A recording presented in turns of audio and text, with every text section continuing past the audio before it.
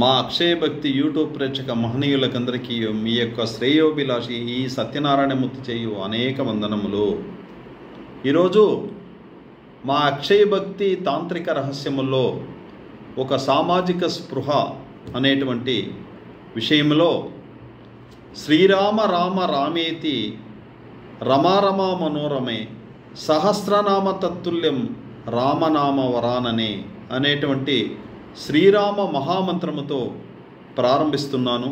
ఇది ఏమిటంటే, మనము ఎంతో అదృష్టము చేసి ఎంతో పుణ్యము చేసి ఈ భారత భూమిలో మనము పుట్టినాం.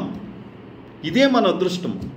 ఎలాంటే ఈ భారత భూమిని భావము, రాగము, తాళము ఉండేటువంటి భారత భూమి, భావ రాగ తాళములతో ఉండేటువంటి భారత భూమి, దానినే భారత అంటారు. ఏమంటాం మనము? భారతదేశాన్ని భారతదేశం అంటాము.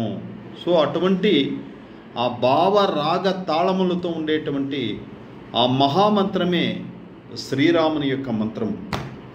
కడసిలో ఈ మానవ జన్మాన్ని ఉద్ధారకం చేయాలనేటువంటి మహామంత్రం ఎవదప్ప అంటే ఆ శ్రీరాముని యొక్క మంత్రమే.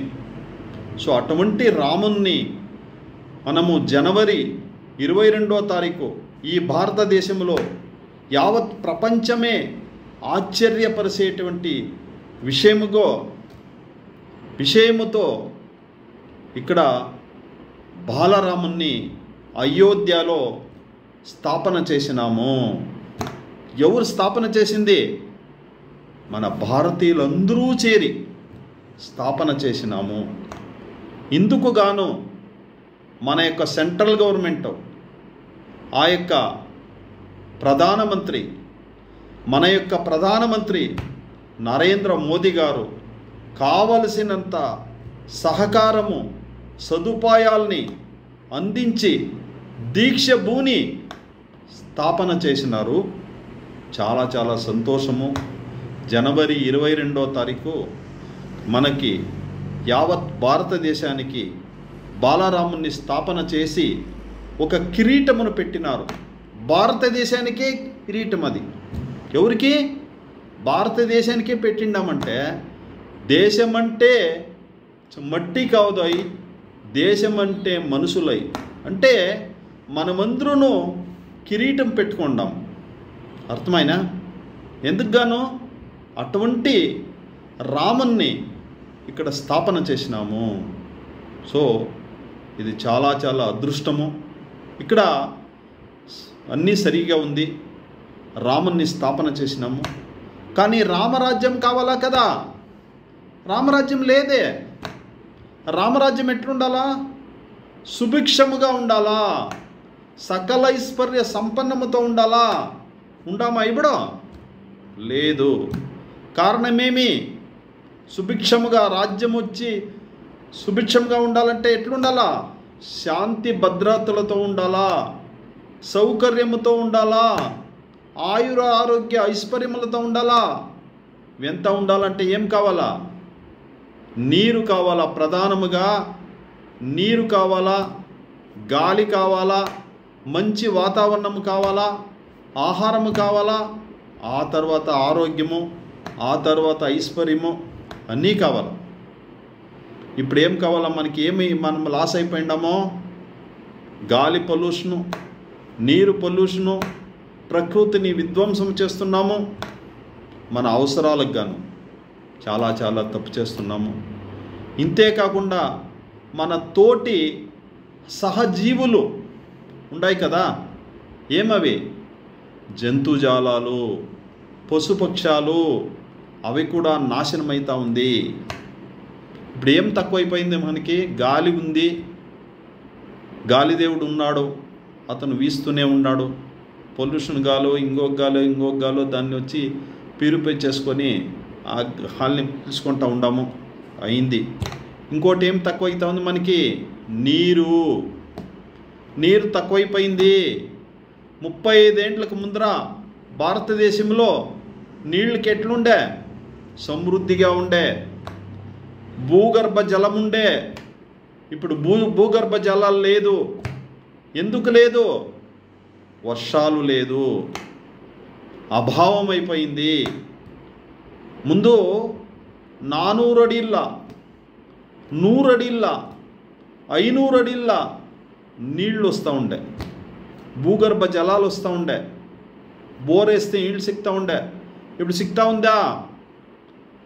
1200, 1500, ఇంక 2000 కూడా వేస్తారేమో ఇంకొక 5 ఏళ్ళకి. ఆమెకి నీళ్ళే లేదు, ఒట్టి మొన్నే వస్తుంది. ఏం చేస్తాం? దీనికి గాను మన గవర్నమెంట్ ఈ బాలరాముని సంస్థాపన చేసేకి ఒక ట్రస్ట్ ఓపెన్ చేసినారు అయోధ్యలో. ఆ ట్రస్ట్ వాళ్ళంతా అంతా సేరి దానికి గాను మన యావత్ భారతదేశం అంతాను ఒక 100 రూపాయలు ఇంకా పట్టుకొని కొన్ని కోట్ల వరకు విరాళముగా ఇచ్చినారు, ఒక ట్రస్ట్కి ఇచ్చినారు. అది ఎంత ఇచ్చినారంటే 3500 కోట్ల రూపాయలు వచ్చింది. మీరు ఇందులో చూడండి, ఆన్లైన్లో సిక్తుంది మీకు అంత ఆ డీటెయిల్స్ అంతా. 3500 కోట్ల రాముని స్థాపన చేసేకి ఎంత అయింది? వాళ్ళు చెప్పిండేదే 1700, ఇంకా 1800 కోట్ల రూపాయలు అయింది. ఇంకా ఉంది డబ్బులు. ఇటువంటి రాముని స్థాపన చేసేందుకు గాను యావత్ భారతదేశం అంతాను అటువంటి విరాళము సమర్పించినారు. ఇక్కడ వర్షాలు లేదు. ఇప్పుడు ఏం కావాలా మనకి? నదీ జలాల అనుసంధానము కావాలా, నేషనల్ రివర్ లింకింగ్ ప్రాజెక్ట్ కావాలా. ఎక్కడ చేసినారు? వాళ్ళు దాని గురించి మాట్లాడతలేదు ఎవరును. ప్రధానమంత్రికినే అడుగుతూ ఉన్నాను నేను. ప్రధానమంత్రి, మీకు సాష్టాంగ నమస్కారం చేస్తాము, మమ్మల్ని కాపాడండా. యావత్ భారతదేశం అంతా విలవిల్ల అల్లాడిపోతుంది. ఇంకొక అమ్మ అంటే ఇంకొక 10 ఏళ్ళ లోపల పూరా డ్రై అయిపోతుంది, వర్షాలు లేకుండా అయిపోతుంది. మీరు ఈ మాదిరిగా నేషనల్ హైవేసు, అన్ని రోడ్లు, అన్ని డిపార్ట్మెంట్లను బాగు చేస్తూ ఉన్నారు. చాలా చాలా సంతోషము. ఏమేమో బ్రిడ్జిలంతా కడుతూ ఉన్నారంట, అంతాను చాలా మంచిదే. కానీ నదీ జలాల యొక్క అనుసంధానం చేస్తలేదు. ఎలా? ఎందుకు చేస్తలేదు? చాలా ఇంపార్టెంట్ కదా ఇది. ఈ ప్రాజెక్ట్ని ఎలా పక్కేసినారు? దీన్ని అడిగేవాళ్ళు లేదా? దీన్ని అడగాలనుకొని నేను ఎంపీకి నిలాలనుకుంటున్నాను. ఇప్పుడు ఎంపీకి నిలిచి ఈ రాజ్యముతో దీని యొక్క ఈ మెసేజ్ని వచ్చి పబ్లిక్ అంతా చెప్పాలనుకుని ఎంపీకి నిలిస్తే నేను గెలిచేలేదు. కానీ ఇప్పుడు ఇడిసేలే. నేను ఎంపీకి నిలీకున్నా ఇప్పుడు ఎలక్షన్లు అయింది. నేను ఆ యొక్క డిపార్ట్మెంట్తో జనాల యొక్క సహకారంతో నేషనల్ రివర్ లింకింగ్ ప్రాజెక్ట్ని యాల చేయలేదు, నదీ జనాల యొక్క అనుసంధానం యాల చేయలేదు అని చెప్పి నేను డెఫినెట్గా అడుగుతాను. నేషనల్ రివర్ లింకింగ్ ప్రాజెక్ట్ చాలా చాలా ఉత్తమము. ఈ ప్రాజెక్ట్ కన్నా చేయలేదంటే అనదర్ 15 ఇయర్స్, ఇంకా 20 ఏళ్ళకి నీళ్ళు లేకుండా అయిపోతుంది. సౌదీ అరేబియాలో, ఆ తర్వాత దుబాయ్లో వాళ్ళు కృత్రిమముగా వర్షాలని చేసుకుంటూ ఉంటారు. ఇక్కడ చేసేకి అవుతున్న మన చేతిలో అంత శక్తి లేదు. అందువల్ల దయచేసి వాళ్ళ సముద్రపు యొక్క నీళ్ళని తాగేటువంటి నీళ్ళుగా మారుస్తారు. దానికి చాలా ఎక్స్పెన్సెస్ అవుతుంది. వాళ్ళకి డబ్బులు వచ్చి డీజిల్ని ఇంకా వస్తుంది, పెట్రోల్ని ఇంకా వస్తుంది. సో వాళ్ళు చేసుకుంటారు, మనకు ఆ శక్తి లేదు. అందువల్ల మీరు దయచేసి గంగా, యమున, బ్రహ్మపుత్ర నదులు జీవనదులు, మనకు కావలసినంత ఇది ఉంది, శక్తి ఉంది, జీవనదులు ఉన్నాయి మన భారతదేశంలో, ప్రకృతి వనరులు ఉన్నాయి. దాన్ని కాశ్మీర్ ఇంకా కన్యాకుమారి గంట అన్ని నదులను జాయింట్ చేసేటువంటి స్కీమ్ని దయచేసి మీరు తీసుకురావాలా.